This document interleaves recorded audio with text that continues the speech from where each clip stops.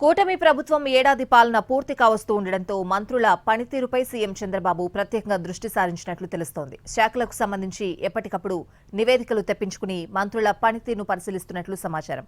పూర్తి స్థాయిలో నివేదికలు వచ్చిన తర్వాత సీఎం యాక్షన్ ప్లాన్ ప్రిపేర్ చేయనున్నట్లు టాక్ నడుస్తోంది. జూన్ 12తో ఏపీలో కూటమి సర్కార్ ఏడాది పాలన పూర్తి కానుంది. దీంతో పాలనపై మరింత పట్టు సాధించాలన్న ధ్యేయంతో సీఎం చంద్రబాబు మంత్రుల పనితీరుపై ఫోకస్ పెట్టినట్లు సమాచారం. శాఖల వారీగా నివేదికలు సిద్ధమవుతున్నాయి.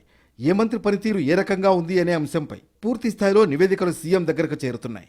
వీటి ప్రకారం మార్పులు చేర్పుల మీద ప్రధానంగా చర్చ జరుగుతోంది. ఏడాది పాలనకు సంబంధించి వివిధ కార్యక్రమాలు నిర్వహించడానికి ప్రభుత్వం సిద్ధమవుతోంది. జిల్లాల వారీగా కొన్ని కార్యక్రమాలు, రాష్ట్ర స్థాయిలో భారీ కార్యక్రమం చేపట్టనుంది ఏపీ ప్రభుత్వం. అయితే ప్రధానంగా ఈ ఏడాది కాలంలో మంత్రుల పనితీరు మీద సీఎం ఎక్కువగా ఫోకస్ పెట్టారు. కొంతమంది మంత్రుల పనితీరు సీఎం చంద్రబాబుకు అసంతృప్తి, అసహనం కలిగిస్తున్నాయి. దీంతో శాఖల వారీగా ప్రతి మంత్రి పనితీరు మీద నివేదికలు సిద్ధమయ్యాయి. కొంతమంది మంత్రులకు సంబంధించి సీఎం ఇప్పటికే చాలా సందర్భాల్లో సీరియస్ అయిన పరిస్థితి కనిపిస్తోంది.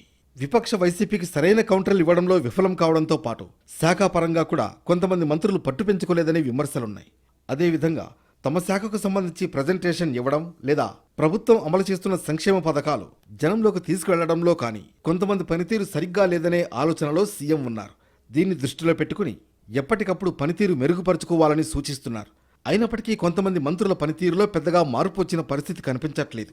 దీంతో ఏడాది పూర్తి కావడంతో శాఖల వారీగా ప్రతి మంత్రి పనితీరుపై నివేదిక సిద్ధం కానుంది. త్వరలోనే దీనికి సంబంధించి యాక్షన్ ప్లాన్ కూడా రెడీ అవుతున్నట్లుగా సమాచారం. ప్రధానంగా కొంతమంది మంత్రుల శాఖల మార్పుల మీద కూడా సీఎం ప్రధానంగా దృష్టి పెట్టినట్లుగా తెలుస్తోంది. ఏడాదిలోనే మంత్రుల్ని మారిస్తే తప్పుడు సంకేతాలు వెళతాయనే ఆలోచనలో కూడా సీఎం ఉన్నారు. కాబట్టి శాఖలను మారిస్తే ఎలా ఉంటుందనే ఆలోచన కూడా చేస్తున్నట్లు సమాచారం. దీనికి తగ్గట్లుగానే ప్రస్తుతం కార్యాచరణను రూపొందించుకోవడం జరుగుతోంది. ప్రతిపక్ష వైసీపీ చేస్తున్న విమర్శలకు సరైన కౌంటర్లు ఇవ్వడంలో చాలా మంది మంత్రులు ఫెయిల్ అవుతున్న పరిస్థితి కనిపిస్తోంది. మొదట్లో అత్యుత్సాహంగా జగన్ మీద విమర్శలు చేసిన చాలా మంది మంత్రులు ఇప్పుడు చాలా సైలెంట్గా ఉన్న వాతావరణం కనిపిస్తోంది. దీంతో పాటు అసలు ప్రభుత్వం చేస్తున్న సంక్షేమ పథకాలపై చాలా మంది మంత్రులు పెద్దగా ఫోకస్ పెట్టిన పరిస్థితి కూడా లేదు.